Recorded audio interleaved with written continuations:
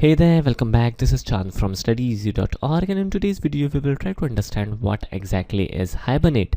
Now friends, when we were building this particular video tutorial series, there were many students who were waiting for this particular section because this is damn important thing when it comes to Java programming world.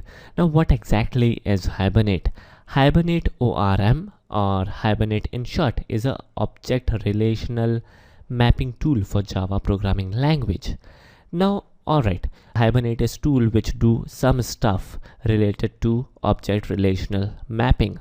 Now, in order to understand why Hibernate is so important and so popular, we need to understand what exactly is object relational mapping. So let us understand what exactly is this concept known as object relational mapping. Alright, so what is object relational mapping? Object relational mapping, or ORM in short, in computer science is a programming technique for converting data between incompatible type systems in object-oriented programming. Now, in this particular definition, this incompatible type systems is important. Now, what exactly this do? Let us try to check the concept. Now, what is incompatible type system? The first type would be object of Java, and the second is definitely object which is stored in the database, or we can say a row in the database table. So how the mapping will work and how the conversion will take place, let us check. Now let us check this big picture. Now friends, in an ideal situation where we are not making use of Hibernate, what happens is we have Java objects, we need to read the Java object, extract information from it, and then definitely generate query, and then finally we would be able to fire the query and store information from the database. Likewise, we can do the vice versa process as well. We can read the information from the database, create an Java object, and do all of our work.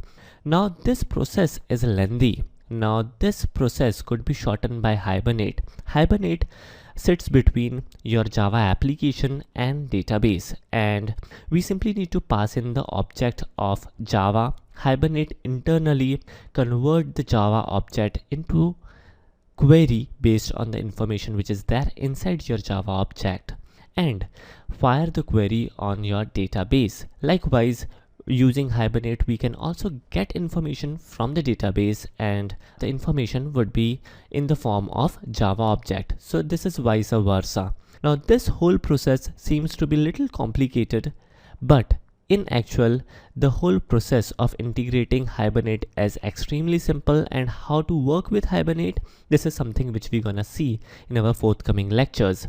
So in a short summary, we can say that Hibernate will sit in between your Java application and your database layer. Alright, so let's proceed further. Now let us quickly check a couple of benefits of Hibernate. The first and a very important benefit of Hibernate is database independent.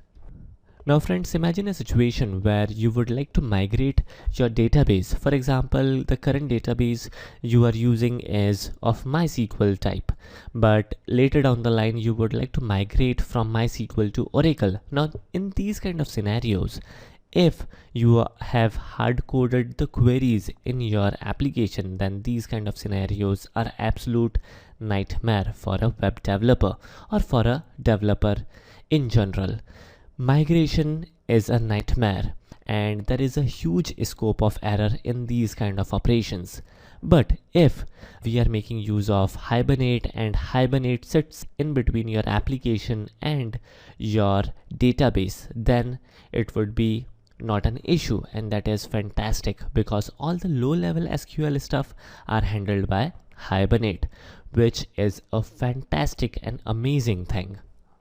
Now, as we have already discussed, is Hibernate handles all the low-level SQL for you, which is again a good thing. And finally, let us also check one more benefit, which is nothing but minimizes JDBC related code in your app, which is again a very fantastic thing for you. Alright, so before concluding this particular video, let us quickly check a sweet and simple, easy to understand example. In here we have a class by the name of users where we have a couple of properties. The name of the properties are user ID, username, password, first name and the last name. Now also take a note of the naming convention we are following in. And likewise, we also have a table which symbolizes this particular class where we have column names as user ID, username, password, first name and last name. Now again, when it comes to database tables, we need to follow a naming convention. When it comes to property name, the name of the property will start with a smaller case, and if there is a connecting word, for example first name, then the second name will start with the uppercase, right?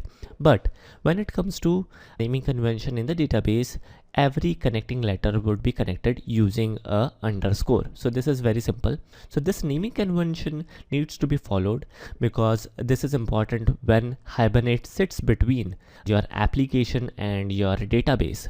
Now in the big picture, what will happen that whenever we would like to store some information in the database, we can directly pass in an object of this class users to Hibernate, and Hibernate will map this particular object to your table in the database and store this information in the database.